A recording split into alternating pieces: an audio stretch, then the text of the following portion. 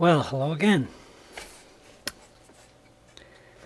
I know I said that I wasn't going to post this the next day, but really it's not the next day, it's almost 2 days. As some of you realize by now, Magnus Carlsen has won the second game in a row, Game 6 of the World Championship match in Chennai, India. Now, I am a fan of Vishy. I want to make this video because, well, I have you now. Of course, you're welcome to comment and disagree with me. I'm making this video in sort of sticking up for my for my player Vishy. I happen to be a fan of his, but let's face it. I mean, I'm also been a fan of Magnus Carlsen for some time too. But I've sort of gravitated towards being a fan of Vishy. The fact is that he is the reigning world champion. He is older. That is, I've got 10 years at least on him. Excuse me. But I've sort of become a fan of his because I've watched him play Kasparov, and I've watched him defeat him and things like that. But I have to say that after watching these games, 6 games, and I gave you the video of the 4th and the 5th. Did I give you the 4th? I know I gave you the 5th. In any case, after watching these games and giving you these videos, I noticed a pattern. It seems to me, and I kind of hope that Anand would sort of hear me. It seems to me that Anand is comfortable, or at least he was, with double pawns or pawn disadvantages and things like that. It seems like Anand rose to his,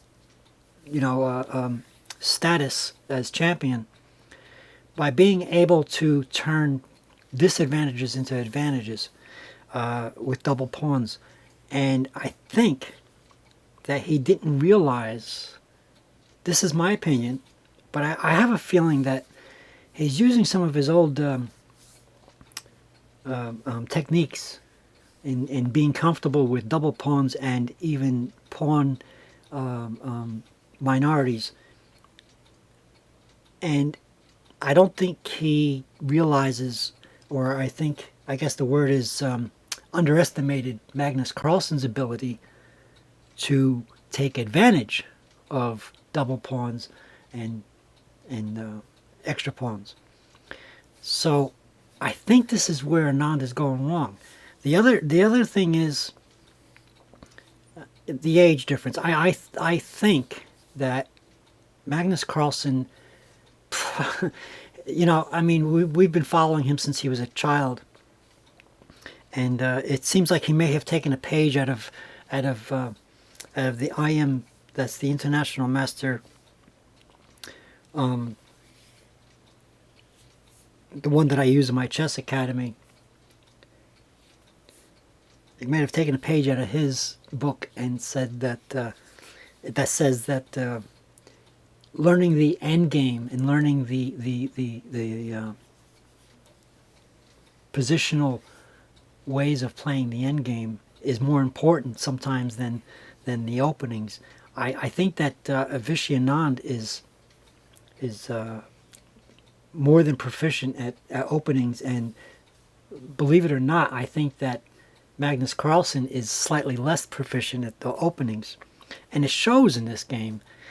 But I think the stamina and the diligence of Magnus Carlsen towards the end, the middle and end game actually, shows that he's able to turn things around in almost a magical way.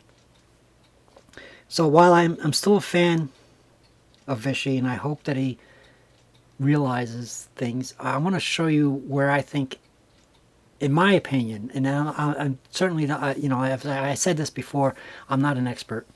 You know, I'm not a grandmaster, but I did notice these things. I do notice that Vishy seems to have this tendency towards liking to open up, the A and the H files and or the N files and keeping, you know, power in the center. And he probably had rose to his champion status by showing the old players how to do this. I think that that Magnus Carlsen probably studied this, because Magnus Carlsen, after all, his dream since he was a child, and I've seen this in the interview. I don't know if you've seen these interviews. His dream actually was to become world chess champion. So, in realizing his dream, I think he most likely and obviously likely to have had to study Vishy Anand's ways of playing. So,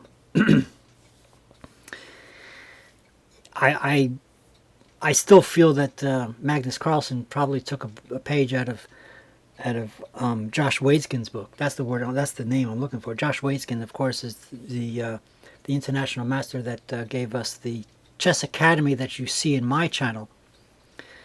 And Josh Waitzkin's always said that while studying openings is a good thing to do, learning the middle and end games and positional play and things of that nature is actually more important.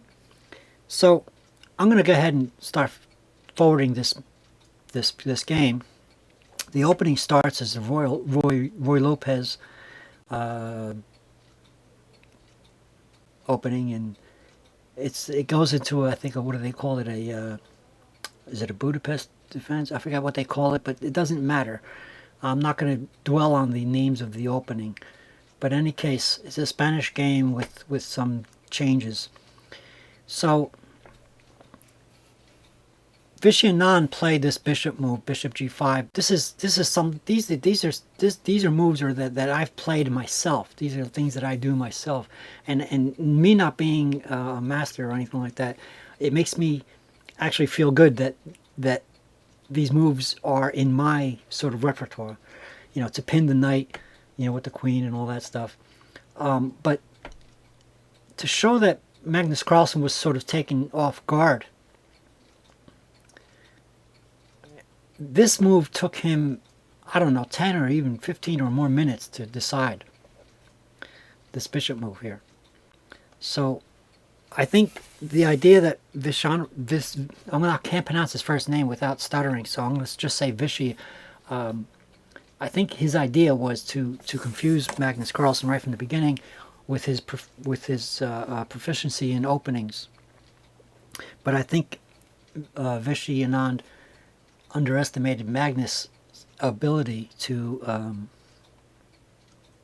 continue and to turn disadvantages into advantages, because at this point of the game, the experts were saying that white still had the advantage.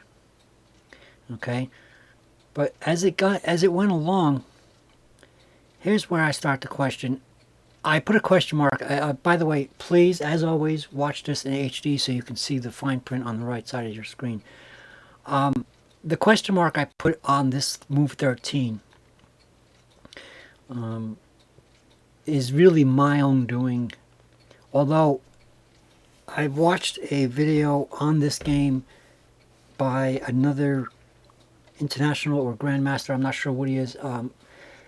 I happen to subscribe to a lot of chess YouTube channels, and this one is Malto. I don't know his last name. He's also one of the ones that I subscribe to, and he seems to hesitate on this as well. Now, while taking back the bishop with the pawn opens up the A file, and let me see if I can draw a line for you. This, I think, is one of Vishy Anand's.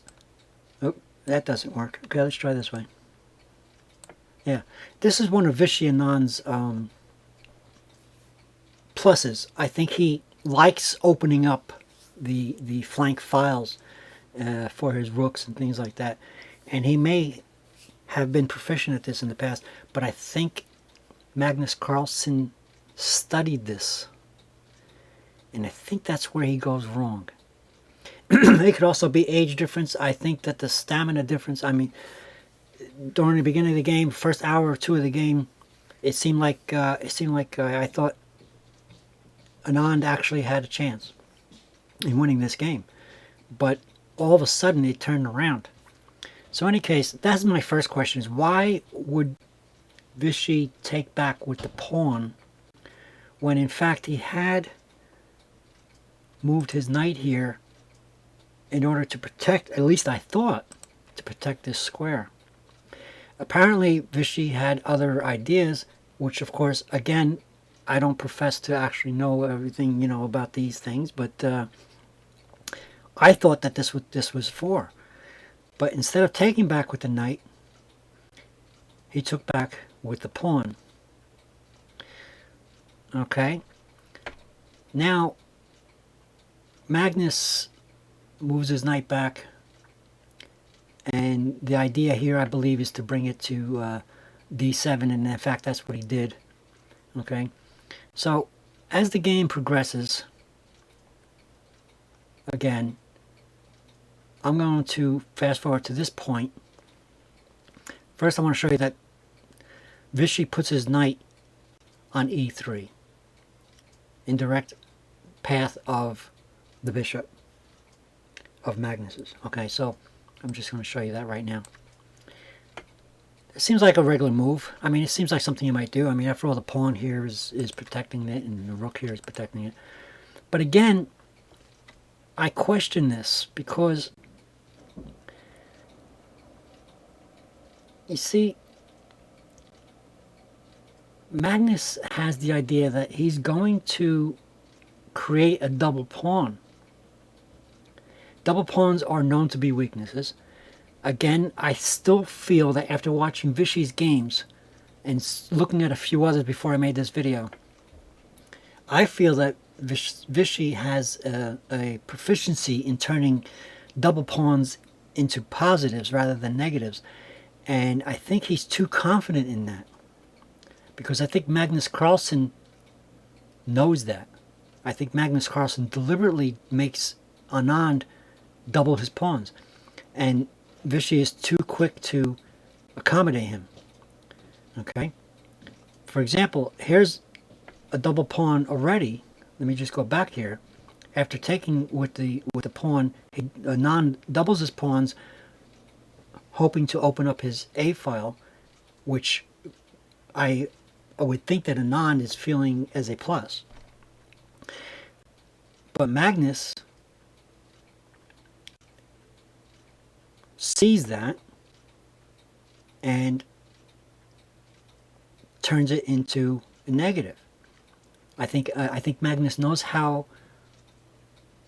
to circumvent Anand's way of doubling pawns and using them as a plus. Now, I mean, I think Anand's idea, to me, I'm not the expert. I'm not even sure if I'm saying this right. I'm not, if I were to speak to Anand himself, he would probably tell me something different. But it seems to me that Anand's idea was, in fact, to use that double pawn as doing this, to take back that pawn, which, on a5, and undoubling the pawn. So that's the way of turning a double pawn into a positive. But I think that Carlsen knows how to change that. Now, Carlsen moves the bishop right back again, seemingly losing a tempo. But now here's where I'm thinking. Now, mind you, the game has been going on for over an hour already, and I've only been for a couple of minutes here. I'm moving the game forward as slowly as I can, but in reality, this particular set of moves took over an hour. I don't know if you agree with me or not, but to me, it's a little too soon, and I think Anand is getting tired. I think it's a little too soon to be starting to trade pieces, and here Anand just decides to start whacking away pieces right away. In basic chess, let me go back. I'm sorry to. I'm talking kind of slowly and sort of stuttery. I'm trying to be the commentator, which not being the expert, it's difficult for me. But in my basic chess learning, there's strategies that talk about having X number of pieces defending as opposed to X number of pieces attacking. And it seems to me that this knight attacking this knight and this bishop attacking that same knight is two pieces attacking a piece, while Magnus has this piece, this pawn, this knight, and this queen protecting that same knight. Now, I don't want to, what's the word, second guess a grandmaster, the world chess champion of the world, Vishy Anand, but doesn't it seem a little counterintuitive to start capturing at this point where there are more defenders? To me, I think this is a mistake. The computer analysis during the game did not show that, but I have that question in my head. Again, the experts on my YouTube commenters, please comment, disagree with me, tell me why I'm wrong. But to me, it seemed wrong to start capturing at this point. Okay, so that's the second part of this video. So, next step. Again, why here? Why move the queen here? Doesn't that, you have Magnus attacking the knight with a single well, I'm sorry. There are two defenders here. But would it not be better to move the queen here? Or rather here, even? I don't know about here. I don't like that move, actually, to tell you the truth. Let's get rid of that one.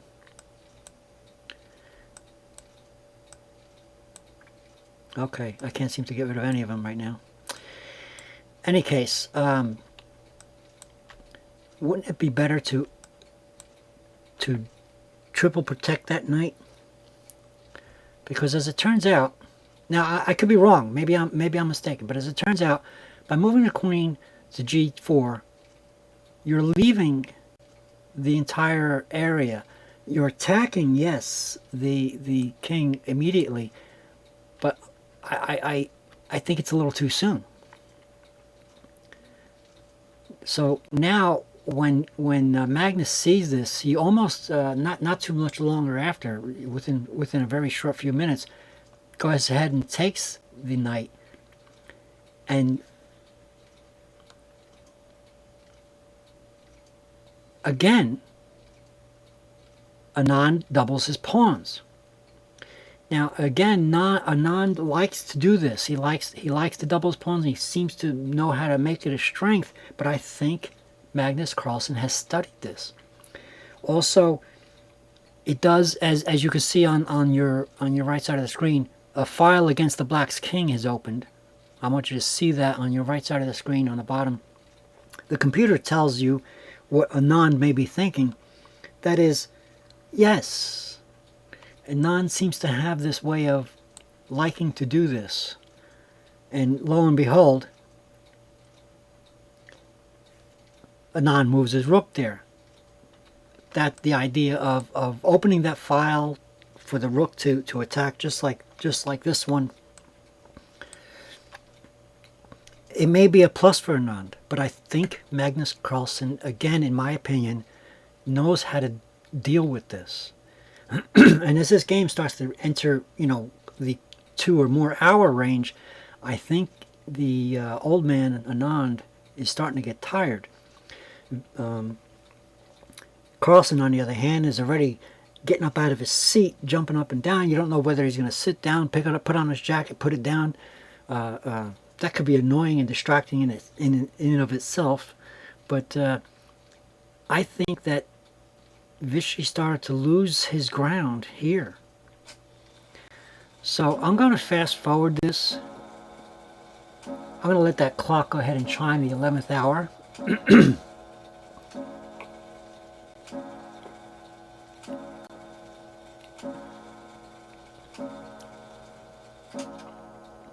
Okay, so the pawn is pushed. Vishy pushes his pawn up. Again, he's going to end up doubling these pawns. Okay? So he takes control of the A file. The queen moves over, but again, now the A file is completely open. And Magnus Carlsen has the opportunity to control this file now. Okay? And there it is, again. Why take it with the rook?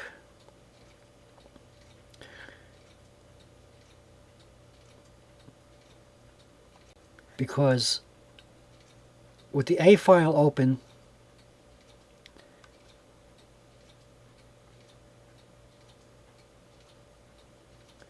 if you were to take it with the pawn, I think Malto said this, if you were to take it with the pawn, I don't remember now. I'm not sure why you didn't take it with the pawn. I think I would have, to undouble my pawns. But if you were to take it with the pawn, I see this, and you have the rook here.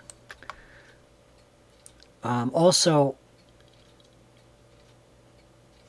I don't know. I just don't know. I'm confused. I'm not the expert. There's something odd about this game. But I think right from the time that Vishy Anand moved his queen here, things started to go a little rotten. In fact, there's even a move that Carlsen did. I'm sorry to back this up again. I'm going to play this game. I'm going to let this play automatically for you guys. But even Carlsen had made a questionable move on bishop e6, which was move number 10. The computer analysis at the time gave this a questionable move.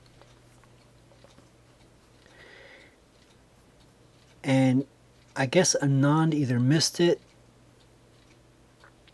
or the computer analysis wasn't very accurate.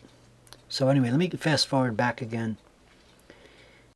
I'm not making this video as clear as I would like it to be, but it just seems to me that after this nonsense with the rook exchange and the pawn push and the doubling of the pawns twice over, this turned into a negative for Anand. Anand said that he made one mistake after another, but that wasn't until towards the end of the game. This still, according to most of the experts, was somewhat equal, but I still question Anand's logic in continuing to allow Magnus to not only double his pawns, but to allow for a pawn majority. Well, right now it's still 6 against 6 pawns, but with the double pawns, they consider that a half a pawn. In any case, after this maneuver, let me just quickly, there it is. There's the pawn. There's the lack of the pawn. The pawn is lost. Now it's 5 against 6. Okay. I mean 5 against. Well, here it is. 5 against 4. And I think it started to go down from here. This is still considered by some of the experts during the commentary as possible, but this is 3 pawns against 2 on the king, on this side, on the king's side.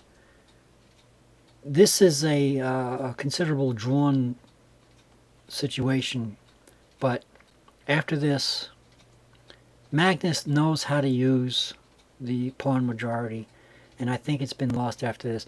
The next questionable move I'm going to fast forward to.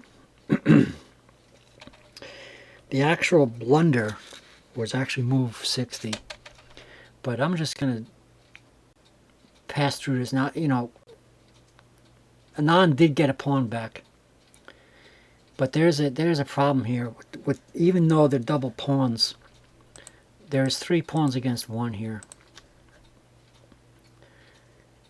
and I think that is a problem from the beginning. Now this is move number 51, and I don't see any markings on the score sheet about the questionable moves, but I believe if you listen to the commentary, there's a lot to talk about here. This is another one that they were talking about. Why rook c8? I'm not gonna overanalyze this because I'm not the expert, but here is the okay. I think there was a question here. I don't have it marked on my score sheet, but f4. I mean, rather, yeah, here it is. Rook to a4. Yes, there's a big question mark there. In fact, I should change it to a double question mark. All of the commentators and even the computer analysis gave it a questionable mark. So I therefore gave it a question mark on that. To move his rook here was a mistake. I don't remember what he should have done. I don't remember what the commentators said that was a better move, and I don't have the computer analysis in front of me to say that you know, a suggested move here. But what could have Anand had done instead of this? I'll let you tell me that. I'll let you. Why don't I do that? I want to ask you. Some of you out there are, even the ones who are going to comment on this video, are probably as good or better chess players than me. Some of you are lesser chess players than me, but I'm pretty sure there's quite a few of you out there that are better than me. Tell me what would be a better move for Anand to make other than this questionable move. Now the computer on my side simply says white occupies an open file. Well, it's somewhat passive, and I think it also leaves the protection of that pawn. But at this point, I think Anand already had given up an advantage because he allowed Magnus Carlsen to have 3 pawns on that side against his 1, and the rook is over there waiting to just pounce. I mean, I don't even remember the rest of the moves, but all Carlsen has to do right now is just to move the king here and then to go ahead and start taking that pawn and stuff like that, and it's basically over. But there it is. You know, Magnus decided to move the pawn up. It's basically over. It's lost, and not too long after this, Vishy has resigned. You know, it was inevitable upon getting that pawn that far up. Okay, and that's where Vishy resigned.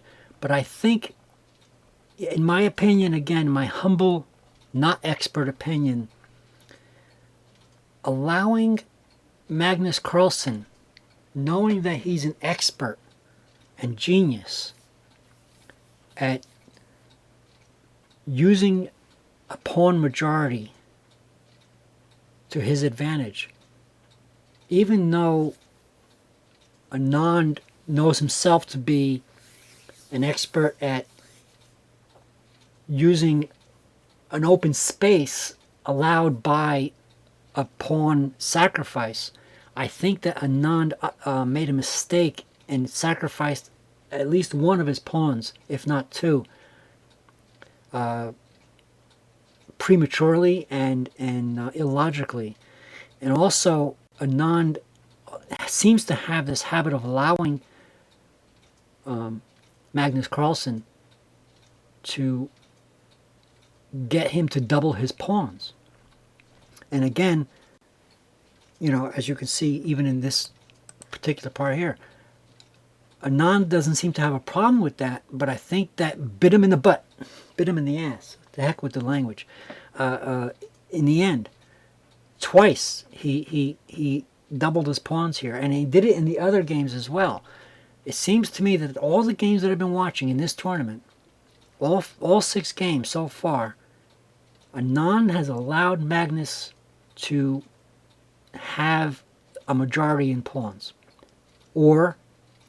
and allow Magnus to get him to double his pawns. Both. Doubling and sacrificing pawns seems to be Anand's mistake in fighting against Magnus Carlsen. That might have worked for him with other players, but Magnus Carlsen seems to have become the expert of all-time expert in finding even the slightest advantage of having his opponents doubled pawns or having his opponents one lesser pawn. So I think this is where Anand is making his mistake. One other thing that I think he's doing, let's face it, Anand is in his 40s rather, and he's 40 some odd years old. And maybe some of you don't agree. I'm 54 myself. And if any of you out there have had children, you know that your 2-year-old or 3-year-old seems to have an endless source of energy while you're wanting to take a nap. The young have more energy, and mental stress is just as draining physically as physical stress. Anand has been working out, he's been jogging, he's been all sorts of things, but let's face it, Magnus Carlsen is a healthy 22-year-old, and he is active in his physical sports and things like that. I see this game at this point, at move 30 something, at this point, it's been hours. I don't remember the number of hours, but it seems to me that Vishy Anand at this point was in his chair, fidgeting a little bit, to adjust his butt, while Magnus Carlsen was getting up, and he seemed like he was fidgeting like a child. He couldn't decide whether to put his jacket on or walk out to the lobby or to go to the bathroom or whatever he was doing. It seemed to me that Magnus Carlsen had all the energy, and Vishy Anand was just satisfied to sit there and fidget in his seat. I think Anand was tired, and it started to show. And again, this is my opinion. Please comment if you totally disagree. I don't care. It's okay. It's quite all right to disagree. Tell me I'm wrong. I'm still a fan of Anand, and I hope that he sort of knows this, or I sort of hope that he sees that he's doing this in his own games. I would like him to come back, but I don't want to take away from Magnus Carlsen. He is certainly a genius. As they said since he was a child, the Mozart of chess. But essentially, I feel that the game ended here, even though there's like another 15 or more moves to go. Magnus Carlsen had a major pawn majority here, and lo and behold, it was resigned by Anand at this point.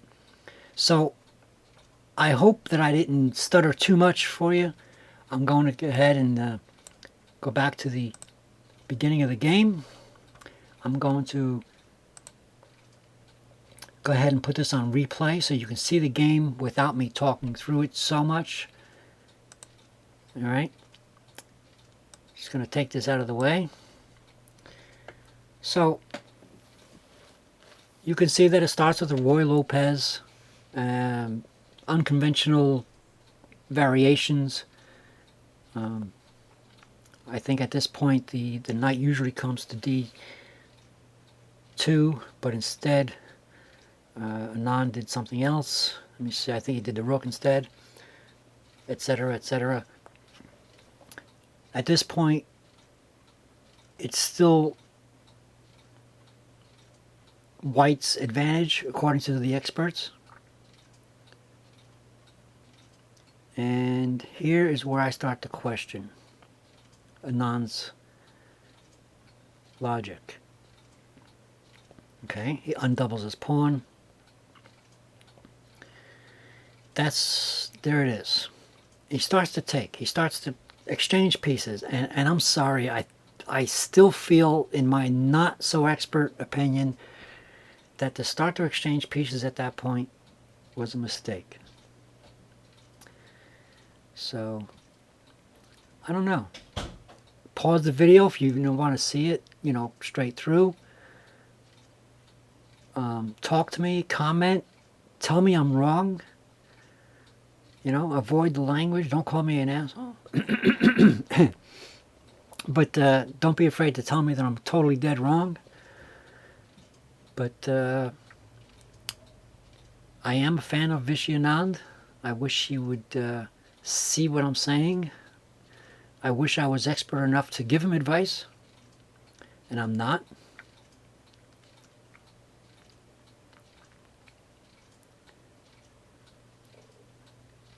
See, even at this point, I still think Vishy had a chance. But after that pawn move just now, no. I think it's done. I think Magnus Carlsen knows that he's going to push those pawns up. And there it is.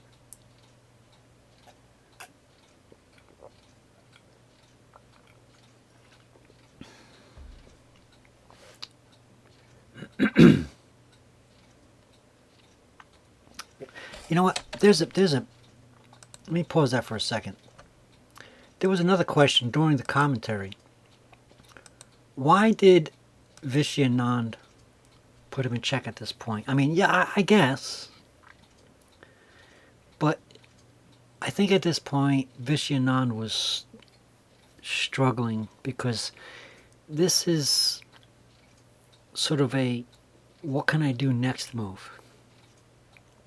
What is this check really going to do? Is there a way for Anand to do something after this check? I don't know. It just seems I think the reason why I'm questioning this is because it's already done. I think Vishy already lost this game at this point, and I was disappointed. Let me tell you, I've actually stayed up to watch this game. As you know, India is 9.5 or 10.5, whatever it is, hours ahead of us. And to start watching this game, I started to watch it at 4:30 a.m. and it was over around 9 a.m.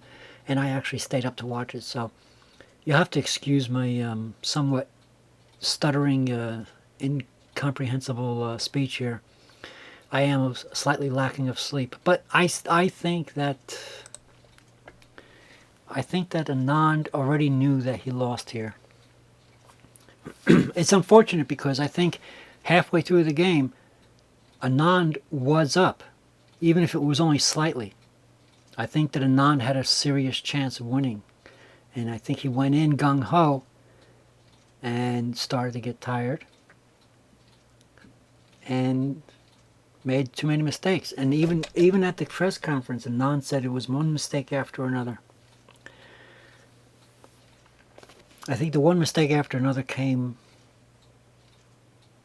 around move 50-something when Anand was speaking of it. So there it is. Anand resigned. Let's hope that tomorrow Anand realizes this, sees his mistakes. Let's hope that he gets extra sleep. Let's hope that I mean, all right, if you're not an Anand fan, I could understand. If you're a Magnus fan, you want to see his butt kicked. But for all of you Anand fans out there, let's hope that he takes his vitamin B12 and his memory pills and his and he does his exercises and his calisthenics and he eats lots of vegetables and stays away from that hot Indian food. even though he's from Chennai.